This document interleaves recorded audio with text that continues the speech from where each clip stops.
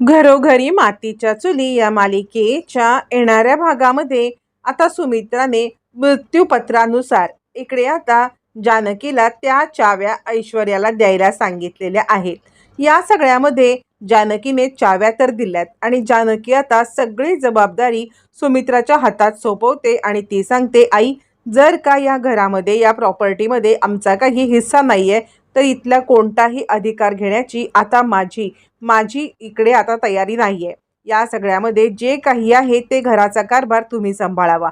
यावरती मग आता वकिलीकडे सांगायला लागतात, ज्याप्रमाणे घराचा कारभार तुम्ही आता इकडे सारंगच्या बायकोकडे सोपवलेला आहे, त्याचप्रमाणे या घराचा कारभार सोपवल्याप्रमाणेच आता सुद्धा कंपनीचा कारभार सुद्धा तुम्हाला सारंगकडे सोपवावा लागेल. कारण सौमित्र तर या सगळ्यामध्ये आता इकडे सौमित्र वकिली करतोय. शर्वरीला हे मान्य नसतं. शर्वरी म्हणते, काय म्हणताय तुम्ही? आत्तापर्यंत आमचे सगळे कंपनीचे व्यवहार हा आमचा दादा सांभाळत आलाय आणि कंपनीमधलं दादाला जितकं समजतं ना तितकं कुणीही करू शकत नाहीये.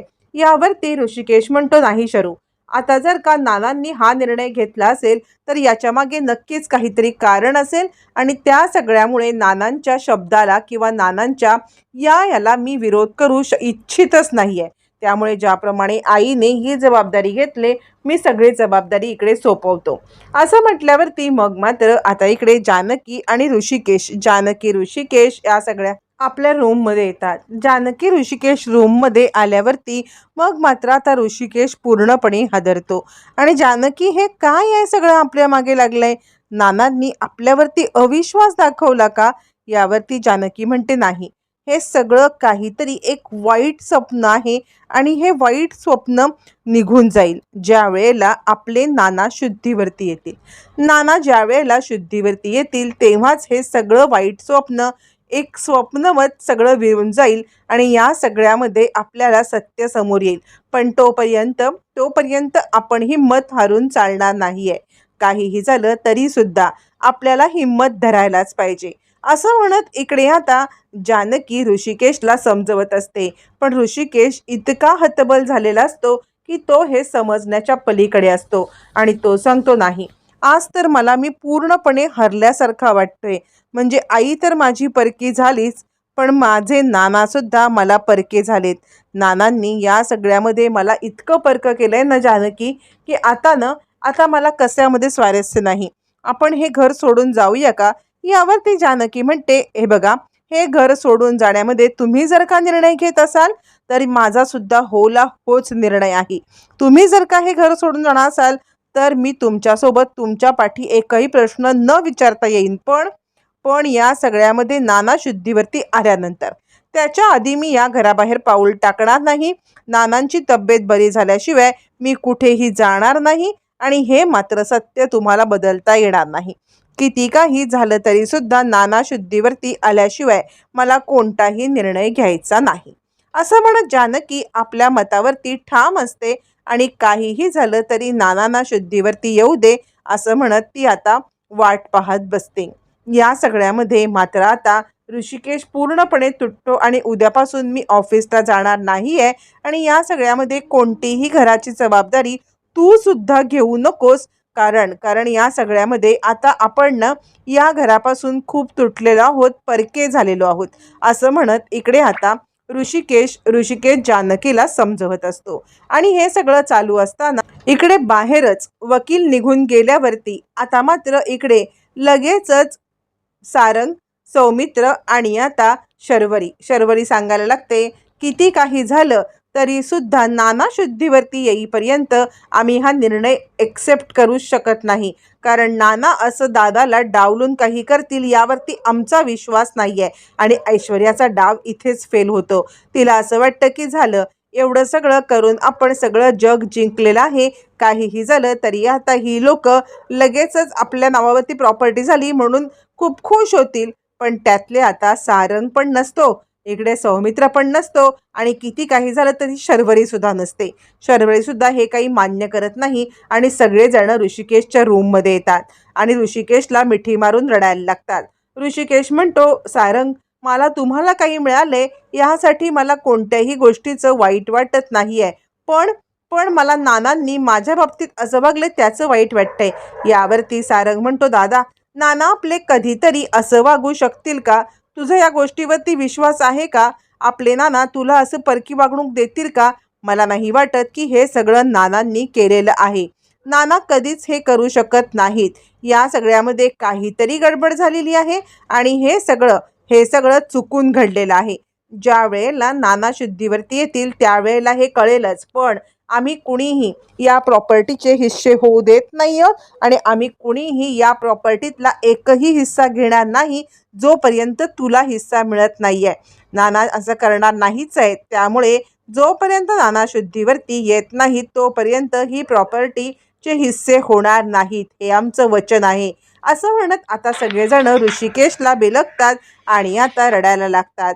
ऋषिकेशला सुद्धा आपल्या भावांचं बहिणीचं प्रेम बघून खूप रडू येतं आणि ऋषिकेश आत्तापर्यंत तुटलेला असतो, पण आपले भाऊ बहीण आपल्याला इतकं प्रेम देत आहेत म्हटल्यावरती ऋषिकेशला उभारी येते आणि आता ऋषिकेश या सगळ्यामध्ये मात्र आता हमसाहुमशी रडायला लागतो. त्यावेळेला दोघं जण सौमित्र, सारंग आणि आता शर्वरी हे निर्णय घेतात की काहीही झालं तरी सुद्धा या सगळ्यामध्ये आम्ही हे घेणार नाही. तोपर्यंत सौमित्र तिकडे आलेला नसतो, कारण सौमित्र गेलेला असतो तो म्हणजे वकिलांच्या सोबत या सगळ्यामध्ये सत्यता पडताळण्यासाठी. कारण सौमित्राला या सगळ्यामध्ये विश्वासच बसलेला नसतो की कितीही काही झालं तरी सुद्धा नाना हे असं काही बनवतील. त्यामुळे या मृत्यूपत्राची सत्यता तपासण्यासाठी स्वतः सौमित्र एक वकील असतो आणि तो वकील म्हणून या सगळ्यामध्ये तिकडे गेलेला असतो. आता मात्र या सगळ्यामध्ये खूप मोठा खुलासा होणं अजूनही बाकी असतं. इकडे ज्या वेळेला सारंग ऋषिकेशला समजवून आपल्या रूममध्ये येतो आणि तो विचार करतो, नाही, नाना हे करणं शक्य नाहीये, काहीतरी गडबड आहे. मला या सगळ्यामध्ये सौमित्र दादासोबत वकिलांकडे जायला पाहिजे असं म्हणत तो कपडे बदलण्यासाठी आता जेव्हा कबड उचलतो तेव्हा त्याला कसले तरी कागदपत्र तिकडे दिसतात आणि हेच असतात खरे मृत्यूपत्राचे कागद, जे आता घाई गडबडीमध्ये इकडे आता ऐश्वर्याने लपवून ठेवण्याच्या नादामध्ये आपल्या घरात म्हणजे आपल्याच रूममध्ये आणून ठेवलेले असतात. आणि आता हे कागद ज्या वेळेला सारंगच्या हातात लागतात त्यावेळेला सारंगला जबरदस्त धक्काच बसतो. सारंग ते पेपर काढतो आणि त्याच वेळेला ऐश्वर्या मात्र रूममधून आत येते. ऐश्वर्या दार बंद करते. सारंगच्या हातात पेपर असतात. सारंग पेपर वाचत असताना ऐश्वर्या म्हणते, काय करताय तुम्ही इकडे? यावरती सारंग म्हणतो, हे काय आहे? म्हणजे हे कसलं मृत्यूपत्र आणि ते आपल्या कपाटात कुठून आलं? आता मात्र ऐश्वर्याची बोबडीच वळते. ऐश्वर्या या सगळ्यामध्ये त त प प करायला लागते आणि ऐश्वर्याला कळतच नाही की आपण काय बोलावं काय बोलू नये आणि ऐश्वर्या पूर्णपणे गडबडते. सारंग ठेवा ते, सारंग ठेवा ते. सारंग म्हणतो, म्हणजे तुम्हाला माहिती आहे हे सगळं काय आहे ते? ऐश्वर्या म्हणते, नाही. सारंग म्हणतो, किती खोटं बोलताय, म्हणजे हे मृत्यूपत्र आहे. या मृत्यूपत्रामध्ये आता मात्र दादाच्या नावावरती घर आहे आणि या घराचं हे मृत्यूपत्र आहे आणि तुम्ही हे मृत्यूपत्र तुमच्याकडे आणलं का? हे मृत्यूपत्र तुमच्याकडे कसं काय आलं याचं मला जाप पाहिजे. असं म्हणत आता मात्र चिडलेला सारंग ऐश्वर्याच्या वरती खूप सारी आग पाखड करायला लागतो. ऐश्वर्या म्हणते, सारंग, मी का हे मृत्यूपत्र माझ्याकडे आणेन? यावरती सारंग म्हणतो, मग हे काय आहे? तुम्ही किती खोटारडेपणा करताय हे मला सगळं समजतंय. हे मृत्यूपत्र तुमच्याकडे कसं आलं? मी आत्ताच्या आत्ता हे मृत्यूपत्र सौमित्र दादाला नेऊन ऐश्वर्या अडवण्याचा प्रयत्न करते. त्यावरती चिडलेला सारंग, बाजूला व्हा. सगळेजण मला सांगण्याचा प्रयत्न करत होते. सगळेजण सांगत होते की तुम्ही खोटारडे आहात, पण मी तुमच्यावरती विश्वास ठेवला. तुम्ही मला जानकी वहिनी आणि माझ्या देवस्वरूप असलेल्या ऋषिकेश दादांच्या विरुद्ध भडकवलं, पण मी त्यावेळी वेळेला मूर्ख बनलो.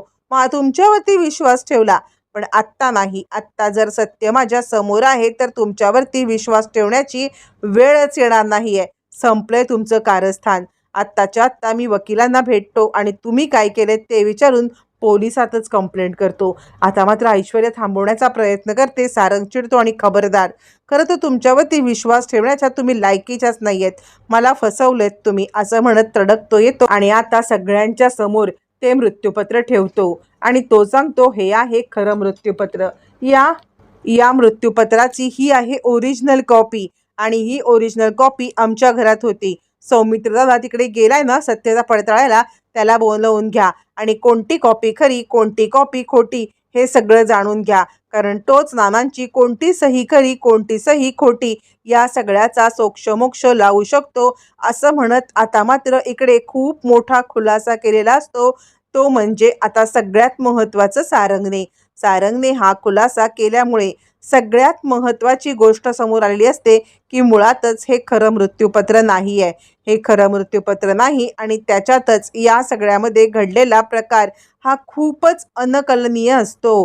कारण कारण ऐश्वर्याने कसं मृत्यूपत्र बदललं, काय केलं हे आता कुणालाच माहीत नसतं. सुमित्रा हमसाहमची रडायला लागते. ऋषिकेशच्या समोर हात जोडते. ऋषिकेश मला माफ कर. काय घडलं हे माझ्या हातून. दरवेळेला तुझ्यावरती मी अन्याय करत आले असं म्हणत सुमित्रा रडायला लागते. आणि आता त्याच वेळेला तिकडे आता ऐश्वर्या येते. ऐश्वर्या आल्यावरती आता इकडे ती सगळ्यांच्या समोर उभी राहते. त्यावेळेला जानकी म्हणते तुझा खेळ संपलाय. आता खरं तर तू या घरात नाही तर तुझी रवानगी पार आता मी पार तुझी रवानगी करणार आहे, ती म्हणजे जेलमध्ये. मग मला कोणीही आता अडवू शकत नाही. नानांना पाडलंस, त्यानंतर नानांच्या खोलीत साप सोडलास, त्यानंतर मृत्यूपत्र बदललंस, नानांच्या याचा आरोप माझ्यावरती घेतलास, नानांवरती साप सोडल्याचा आरोप माझ्यावरती घेतलास. इतकं सगळं होऊन मी गप्प बसले, पण आज सगळ्या भावंडांच्या मध्ये फूट पाडायला गेलीस, बाद झालं. आता खूप झालं. शर्वरी म्हणते हो, हिच्यावरती विश्वास आईने ठेवला ही सगळ्यात मोठी चूक झालेली आहे. आई तू चुकलीस, खरंच तू चुकलीस, तू न हिच्यावरती विश्वास ठेवलास असं म्हणत शर्वरी पण चिडते. सगळेच जण ऐश्वर्यावरती चिडतात. आता मात्र सारंग म्हणतो यावरती आता इकडे सुमित्रा येते आणि ऋषिकेश मला माफ कर, खरंच मी चुकले. नाना ज्या वेळेला शुद्धीवरती येतील तेव्हा त्यांना मी काय उत्तर देऊ, कुठल्या तोंडाने मी नानांची माफी मागू, मला खरंच माझी स्वतःची लाज वाटते. आता दोन महत्त्वाच्या गोष्टी घडलेल्या असतात. एक म्हणजे जरी प्रॉपर्टी 3 भावंडांच्या नावावरती असली तरी तिन्ही भावंडांनी ती प्रॉपर्टी घेण्यासाठी नकार दिलेला असतो. सगळ्यात महत्त्वाचं म्हणजे मृत्यूपत्र सापडायच्या आधीच तिन्ही भावंडांनी प्रॉपर्टी घ्यायला नकार दिल्यामुळे तिन्ही भावंडांच्या मधलं प्रेम, आपुलकी, माया या गोष्टी सगळ्या समोर आलेल्या असतात. आणि त्यातच मृत्यूपत्र खोटं आहे कळाल्यावरती मग मात्र सगळंच क्लिअर होतं आणि ऐश्वर्याची भांडेफोड झालेली असते.